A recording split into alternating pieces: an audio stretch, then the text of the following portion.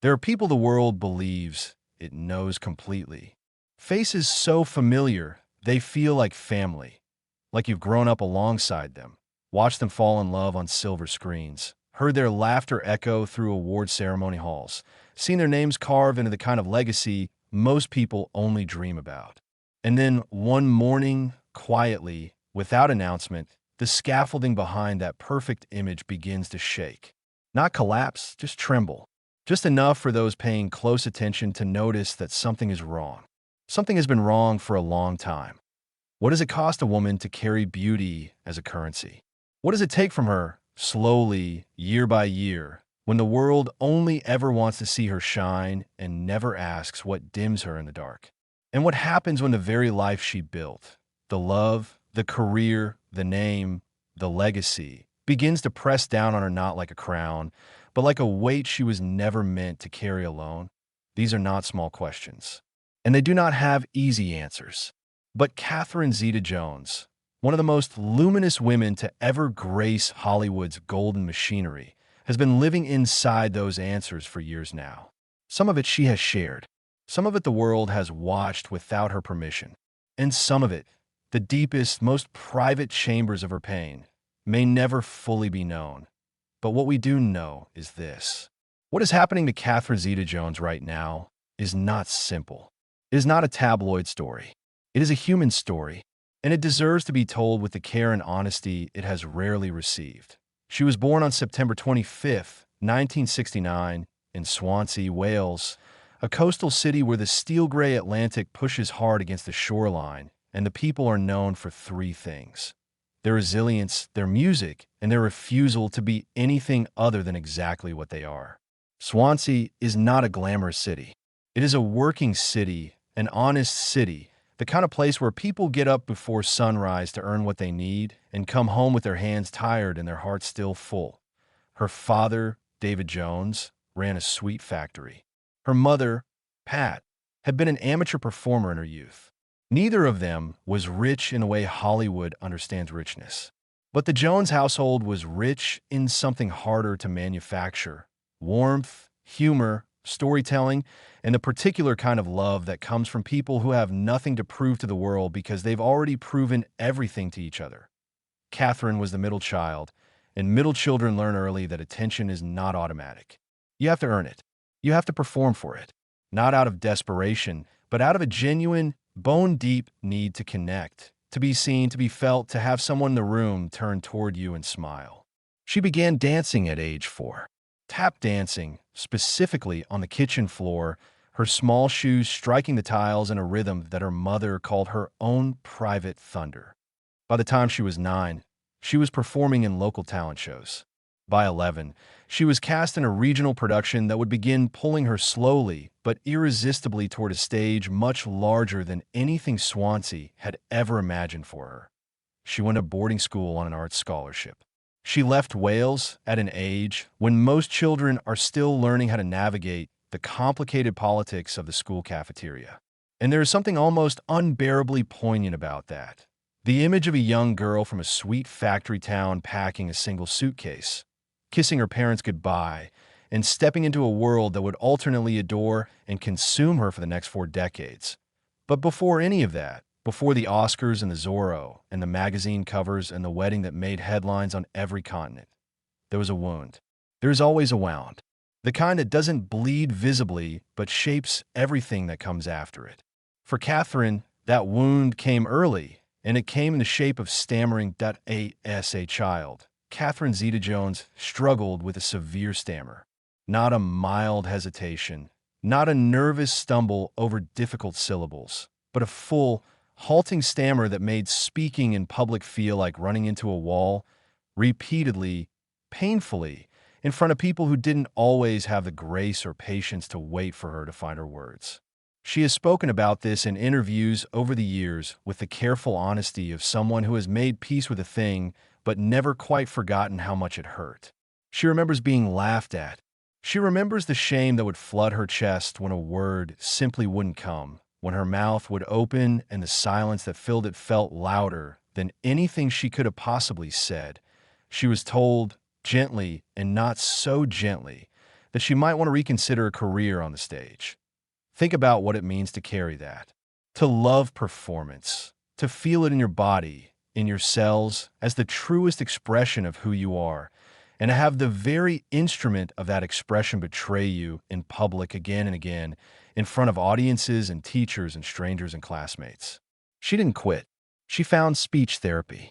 She worked, not casually, not occasionally, but with the stubborn, grinding determination of someone who has decided that the thing standing between her and her life will simply have to move. She overcame it. Almost entirely. But the fear, that small, cold kernel of fear that lives in the body long after the mind has resolved a thing, that stayed. It always stays. And it is worth remembering, later, when we see what comes next, that Catherine Zeta-Jones' first great battle was not with the press or the public or a difficult role. It was with her own voice, her own breath, her own right to speak and be heard without apology. That be why the time she was 17, she had landed a role in the London production of 42nd Street. By 19, she was the lead.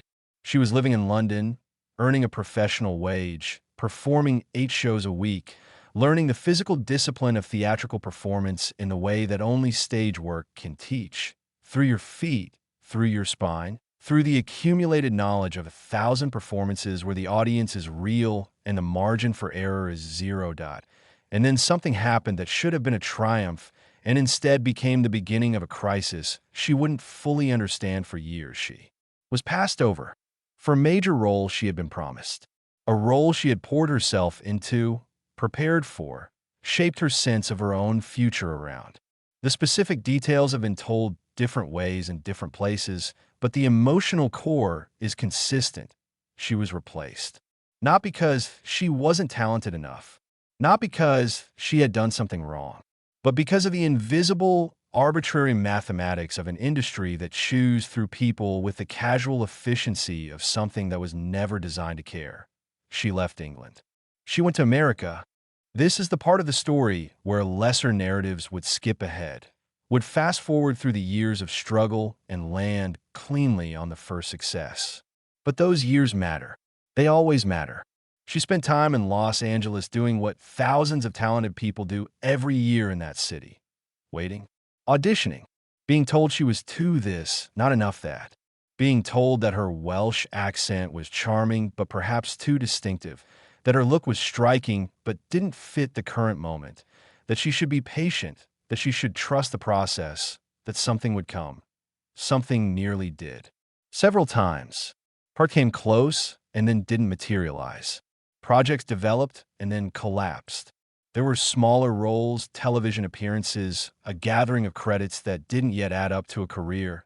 She was 26 years old, living in a country that was not hers, doing work that did not yet reflect her true capacity, holding on to something, a belief, a stubbornness, a quiet and private refusal to accept that this was all there was. And then Steven Spielberg's production company called. And then came Zorro. The Mask of Zorro, released in 1998, was the kind of Hollywood moment that doesn't happen on a schedule and can't be manufactured by ambition alone. It requires timing, chemistry, the right role meeting the right person at the exact right moment. Catherine Zeta-Jones, as Elena de la Vega, was not merely good. She was incandescent. She was funny and fierce and heartbreakingly beautiful and physically extraordinary. Her sword-fighting training had been intense enough to leave bruises, her commitment to the role deep enough to make every scene feel lived in rather than performed. The world looked up, and then it couldn't look away. The film was a global hit. Her name was suddenly everywhere. She was nominated for a BAFTA. Offers poured in. She was cast opposite Sean Connery in Entrapment, opposite George Clooney in Traffic, a film that would eventually win her the Academy Award for Best Supporting Actress. She stood on that stage at the Kodak Theater in 2003, heavily pregnant, radiant in red, and she held that Oscar like it was the most natural thing in the world because by then she had earned it. Every day of waiting, every rejection, every audition that went nowhere, all of it had been tuned and sharpened into this single, extraordinary moment. But here's where the story turns. Here is where it always turns. The year before that Oscar, 2002, was the year that Catherine Zeta-Jones stepped into a battle that had nothing to do with talent or timing or the politics of Hollywood casting. It was a battle that began in a restaurant, escalated through the courts, and exposed something raw and painful about the price of fame in an age when privacy was becoming a luxury that celebrities were expected to surrender. She and her husband, Michael Douglas, whom she had married in 2000 in a ceremony that generated the kind of global media coverage usually reserved for royal weddings, had sold the exclusive rights to their wedding photographs to Hello magazine. This was not unusual for the time. It was a common arrangement, meant to give the couple some control over images that would inevitably be published somewhere. But another publication, OK magazine, obtained covert photographs taken without permission and published them anyway. Catherine and Michael sued. What followed was a years-long legal battle that was, on the surface, a case about intellectual property and media law. But underneath, it was something else entirely. It was a woman standing in a courtroom trying to argue, in a world that had already decided it owned her image, that she had a right to her own face, that she had a right to her own wedding, that the most intimate moments of her personal life belonged to her and not to the insatiable appetite of an industry that had consumed her whole. She won, eventually. The court found in her favor. But winning a legal battle and winning back a sense of safety are not the same thing. And Catherine Zeta-Jones, who had grown up needing so badly to be seen, was now learning something nobody had warned her about, that being seen by the entire world is not the same as being known. And it is lonelier than anyone will tell you that in 2011, Catherine Zeta-Jones did something that required a particular and specific kind of courage, the kind that is far harder for a public person than any sword fight or Oscar campaign. She checked herself into a mental health facility for treatment of bipolar II disorder. She spoke about it afterward, carefully but honestly. She said that the illness had been present in her life for longer than she had known what to name it.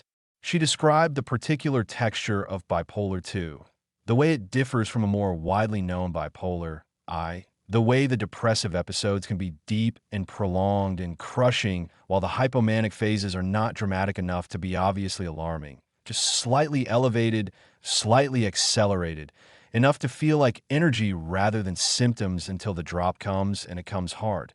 She was also, during this same period, watching her husband fight throat cancer. She has spoken about what it is like to be afraid for someone you love, while simultaneously navigating your own interior landscape of illness. The way fear compounds fear, the way the body and the mind both send distress signals at the same time, and you're trying to triage yourself while also being present for another person you cannot imagine losing. This is the part the world watched from outside a window, trying to understand a woman it had spent decades projecting its own stories onto. She sought treatment. She did not disappear into it silently. She spoke. She told her story in her own words before the tabloids could tell it in theirs. And that act of controlled, purposeful disclosure, of deciding what of yourself you will share and how and when, is itself a form of the same courage that carried her from the kitchen floor in Swansea, tapping out her private thunder, to every stage and screen she has ever stood on. She came back. Slowly, deliberately. She returned to work, to Proenza Schuller campaigns, and the Broadway revival of A Little Night Music, where she won a Tony Award and was, by every account, magnificent. She began producing. She began shaping her career rather than simply responding to it. She became, in the language of the industry, a power player. Not because the industry gave her that power, but because she had simply stopped waiting for permission. There's a woman who was born in Wales, who danced on a kitchen floor, who stammered and fought and auditioned and waited and broke and healed and broke again and stood on a stage holding an Oscar she had earned and looked out her room full of people who had no idea what it had cost her to be standing there. And there is the woman. She is now, in her mid-50s, still extraordinary, still present, still fighting battles that don't always make the entertainment news because they are too human, too interior, too real for the click-and-scroll machinery of modern media to process efficiently. Her marriage to Michael Douglas. 25 years and still ongoing, is itself a subject the world has never quite known what to do with. The age gap is real and significant. He is 25 years older than she is. There have been crises, some private and some horribly public. There was the revelation, which Michael Douglas initially made and then complicated, about the cause of his throat cancer. There was the stress of illness and legal battles, and the specific pressure that comes from two very famous people trying to build a life that is genuinely there's inside a spotlight that never fully turns off. But there's also something that does not get reported often enough because it does not feed the algorithm of outrage or pity. There is, by every observable measure, genuine love between these two people. The kind that has been stress-tested in ways most relationships are not and has not broken. The kind that knows all the worst things about a person and stays anyway. The kind that has nothing left to prove. Catherine Zeta-Jones has spoken about faith, not loudly, not in the way that becomes a brand or a billboard, but in the quiet way of someone who has genuinely needed something to hold on to in the dark and has found it. She has spoken about the grounding force of family, of her two children, Dylan and Karis, who are themselves now adults navigating their own relationship with a name and a legacy they were born into rather than chose. She has spoken about Wales, about Swansea, about the coastline and the particular quality of light there in the early morning, the way the sea looks just before a storm. About going back. She always goes back.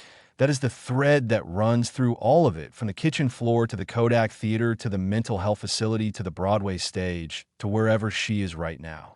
She always goes back to the beginning, to the girl who danced before anyone was watching, who spoke through a stammer, who packed a single suitcase and left home at an age when leaving home felt like the bravest and most terrifying thing a person could do. She carries that girl with her everywhere she goes. Not as a wound, not as a symbol, but as a compass. There's something the world gets wrong about resilience. It imagines resilience as a kind of armor, a hardening, a toughening, a process by which a person becomes less sensitive, less vulnerable, more impervious to the things that once hurt them. But real resilience is nothing like that. Real resilience is the ability to remain soft enough to feel things fully and still get up. It is not the absence of breaking. It is the willingness to be put back together again, imperfectly, honestly, without pretending the cracks were never there. Catherine Zeta-Jones's cracks. She has never pretended otherwise.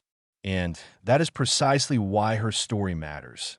Not because she has overcome everything and emerged victorious in some clean, cinematic way, but because she is still in the middle of it, still navigating, still figuring it out, still standing in the light and the shadow simultaneously, as all of us are, as all of us must. Now I want to speak to you directly. Not to the idea of you, not to an audience, but to you, the person watching this right now, wherever you are, whatever time it is, whatever brought you here tonight. You have watched this story because something in it recognizes something in you. Maybe it's the stammer, the thing you struggle to say out loud that lives in your chest instead. Maybe it's the wound that shaped you before you had the language to name it. Maybe it's the years of waiting for something that felt so clearly yours and didn't come when it was supposed to. Maybe it's the breaking point, the moment when you sat with the truth of your own mind and had to make a decision about whether to stay silent or speak. Whatever brought you here, I want you to sit with this. The girl in Swansea danced in a kitchen before she was famous, before she was beautiful in the world's eyes, before she was anything the world would recognize. She danced because it was the truest thing she knew how to do. She danced because it was hers. Not the world's, hers. You have something like that.